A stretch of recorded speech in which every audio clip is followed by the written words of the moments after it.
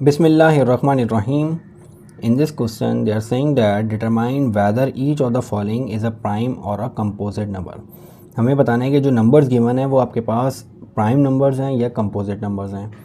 So prime numbers are those which have only two factors, one and itself, and composite numbers are those who have more than two factors. So मुझे ये check करना है कि जो given number है वो आपके पास किसी और नंबर्स के फैक्टर्स में आता है. अगर तो इसके फैक्टर्स सिर्फ दो हुए तो ये प्राइम नंबर हो जाएगा. अगर एक से ज़्यादा फैक्टर्स आ गए तो ये हमारे पास जो है वो कंपोजिट नंबर हो जाएगा.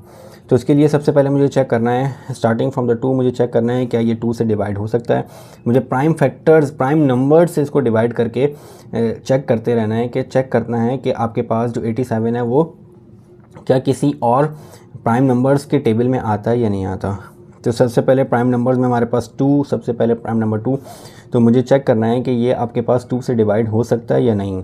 अब जैसा कि 87, कोई भी नंबर अगर आपके पास गिवन है, अगर आपको चेक करना है कि either it is divisible by to और नॉट, तो उसके लिए आसान तरीका यह है कि आप चेक कर लें कि आपके पास जो गिवन नंबर है वो इवन है या ऑड है. अगर तो इवन नंबर है then it is divisible by two. अगर वो ऑड नंबर है तो वो टू से डिविजिबल बाय नहीं होगा. तो सबसे पहला जो फर्स्ट प्राइम नंबर है टू, उससे मैं चेक कर लेता हूँ. तो as 87 is an odd number, so it is not divisible by, it is not divisible by 2. तो ये 2 से डिविजिबल बाय नहीं होगा. नेक्स्ट अब मुझे 87 को 3 से चेक करना है. अब 3 से चेक करने के लिए कोई भी नंबर हो उसको 3 से चेक करने का तरीकाकार यह है कि उसके जितने डिजिट्स हैं उन डिजिट्स का आप सम ले लें. सम लेने के बाद जो नंबर आएगा उसको चेक कर लें. अगर वो 3 से डिविजिबल बाय हुआ तो ये कंप्लीट नंबर भी 3 से डिविजिबल बाय हो जाएगा. As 8 + 7 = 15 and 15 is divisible by 3, so 87 will be divisible by 3. अब 87 3 से डिवाइड हो रहा है, इसका मतलब यह है कि आपके पास ये 87 जो है वो दूसरे नंबर्स में भी आता है, यानी 3 भी इसका फैक्टर है. 87 का फैक्टर 3 भी हमारे पास आ रहा है. तो अब 1 तो फैक्टर, कोई भी नंबर हो उसका फैक्टर 1 तो होगा और वो नंबर खुद भी होगा. अब ये नंबर 3 से डिवाइड हो रहा है, इसका मतलब है कि 3 भी इसका फैक्टर है. अब 1 भी अब फैक्टर हो गया, ये खुद 87 भी फैक्टर हो गया, और जैसे कि हमने चेक कर लिया कि ये 87 3 से डिवाइड हो रहा है तो 3 भी इसका फैक्टर हो गया. तो ये हमारे पास यहाँ से मोर देन 2 वाली कंडीशन स्टार्ट हो गई. सो 1, 3, 87 आर द फैक्टर्स. सिर्फ ये फैक्टर्स नहीं है, इनके अलावा और भी फैक्टर्स होंगे, लेकिन हमने सिर्फ अब मोर देन 2 वाली कंडीशन तक मैं पहुंच गया. और भी फैक्टर्स होंगे 87 के, लेकिन जब प्राइम नंबर के लिए है कि सिर्फ 2 फैक्टर हो. जब 2 से ज़्यादा पे मैं बढ़ गया, 2 से ज़्यादा फैक्टर आ गए, तो इसका मतलब यह है कि 87 इज़ कंपोजिट नंबर. तो आपके पास 87 कंपोजिट नंबर हो जाएगा. नेक्स्ट चेक करते हैं 67. As 67 is odd, so not divisible by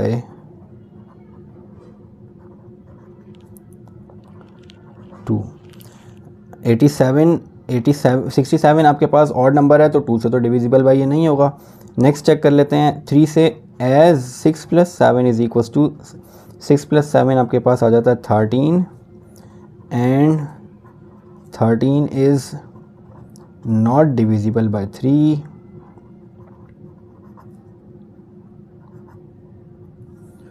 so 67 is not divisible by 3। 67 2 से भी डिवाइड नहीं हो रहा, 3 से भी डिवाइड नहीं आ रहा। नेक्स्ट पे चला जाता हूँ मैं। 2 और 3 के बाद जो नेक्स्ट प्राइम नंबर आता है वो आता है हमारे पास 5। अब 5 से डिवाइड करते हैं। As unit digit of 67 is not 0 और 5। So 67 not divisible by 5। हमने 2 का देख लिया कि कोई भी नंबर अगर मुझे चेक करना है कि 2 से डिविजिबल बाय है तो वो आपको इवन या ऑड चेक करना पड़ेगा। 3 से डिविजिबल बाय चेक करने के लिए आपने उसके डिजिट्स को सम करना है। सम अगर डिविजिबल बाय 3 हो जाता है तो वो नंबर भी डिविजिबल बाय 3 हो जाएगा। नेक्स्ट है 5। 5 से डिविजिबल बाय चेक करने का तरीका यह है कि end digit as unit digit. Unit digit means that the last digit which is 7 hair.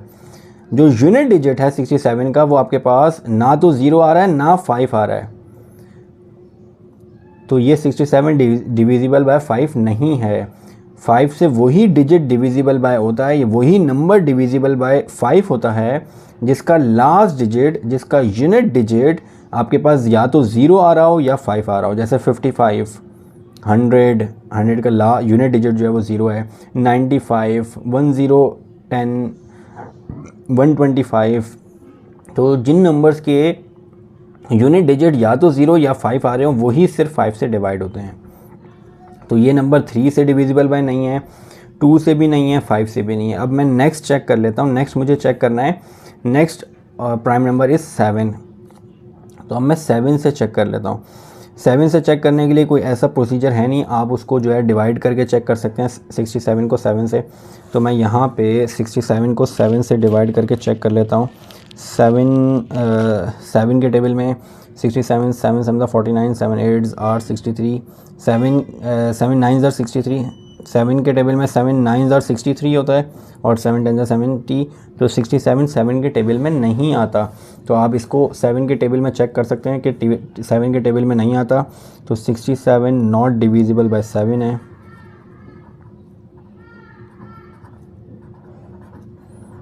Seven के बाद नेक्स्ट जो आपके पास प्राइम नंबर है वो 8 भी नहीं है, 9 भी नहीं है, 10 भी नहीं है, 11 है। अब 67 11 के टेबल में नहीं आता, 11 के टेबल में 66 आता है। तो 66 नॉट डिविजिबल बाय आल्सो 11।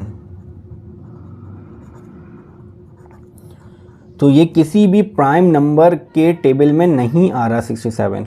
तो इट मीन्स डैट 67 किसी के टेबल में ही नहीं आ रहा। तो 67 के फैक्टर सिर्फ 2 होंगे, एक 67 खुद और एक 1। तो सिर्फ 2 फैक्टर्स आ रहे हैं। It means that 67 is a prime number.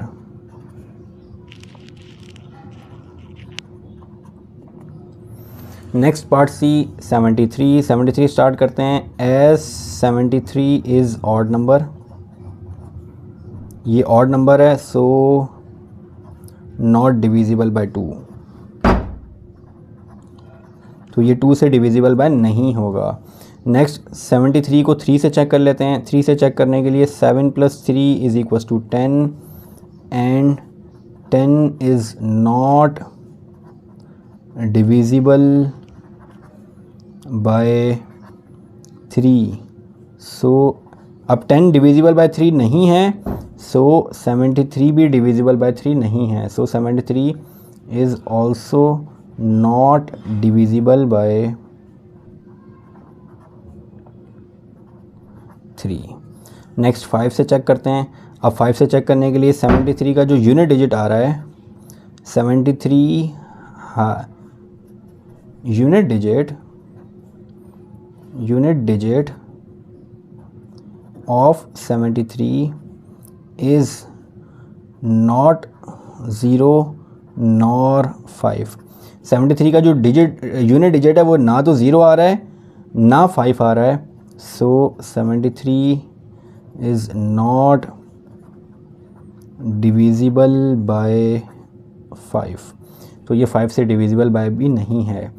Next 73 को मैं चेक करता हूँ 7 के टेबल में। 5 के बाद नेक्स्ट प्राइम नंबर 7 आता है, तो 7 के टेबल में 7 10s are 70 होता है और 11s are 77, तो 77 के टेबल में 73 नहीं आता, तो 73 is not divisible bye 7 also. और 11 के में चेक करेंगे, नेक्स्ट प्राइम नंबर 11 है, तो 11 के टेबल में 77 आता है, 73 नहीं आता, 77 is not divisible by 11 also. So ये प्राइम नंबर्स के टेबल्स में या प्राइम नंबर इनके 73 के फैक्टर्स नहीं आ रहे, तो इसका मतलब यह है कि 73 के सिर्फ 2 फैक्टर्स आएंगे, 1 और 73 खुद इटसेल्फ, तो इसका मतलब है कि 73 is a prime number. Last part है हमारे पास 91। मुझे 91 को चेक करना है, तो 91 जो है हमारे पास 91 is odd, so not divisible bye 2, ये 2 से डिविजिबल बाय नहीं है। और 9 + 1 आपके पास 10 होता है, 10 नॉट डिविजिबल बाय 3, 10 3 से डिविजिबल बाय नहीं है, सो 91 ऑल्सो नॉट डिविजिबल बाय 3, 91 3 से भी डिविजिबल बाय नहीं होगा। नेक्स्ट 5 से चेक करते हैं, unit digit of 91 is not 0 nor 5। 91 का जो यूनिट डिजिट है, लास्ट डिजिट, वो ना तो 0 आ रहा है ना 5 आ रहा है, सो 91 नॉट डिविजिबल बाय 5। अब मैं नेक्स्ट 91 को 7 से चेक करता हूँ, तो 91 को 7 से अगर चेक करें तो 7 10s are 70, 7 11s are 77 and 7 12s are 84 and 7 13s are 91, तो 91 7 के टेबल में आता है। 91 को अगर मैं डिवाइड करूँ 7 से तो वो 13 टाइम्स आता है, तो इसका मतलब है 91 डिविजिबल बाय 7, तो इसका मतलब है कि 7 भी 91 का फैक्टर आ गया। अब 1 तो फैक्टर है, 91 खुद भी होगा, अब उससे एक ज़्यादा फैक्टर आ गया, हो सकता है कि इससे और भी ज़्यादा फैक्टर आ रहे हों, तो 7 तो आ गया, तो 2 डिजिट से 2 फैक्टर से ज़्यादा कंडीशन आगे बढ़ गई। अब ये मोर देन 2 फैक्टर्स 91 के आ रहे हैं, 1 7 और 91, ये 3 तो आ गए। इसके अलावा हो सकता है हम आगे चलें तो और भी हमारे पास फैक्टर्स निकल आए, तो मोर देन 2 वाली कंडीशन तो आ गई। इसका मतलब है कि 91 अब प्राइम नंबर नहीं है क्योंकि इसके फैक्टर्स 2 से ज़्यादा आ रहे हैं, तो 91 इज़ अ कंपोजिट नंबर। और कंपोजिट नंबर में हमारे पास कंडीशन ये है कि the number which has more than 2 factors.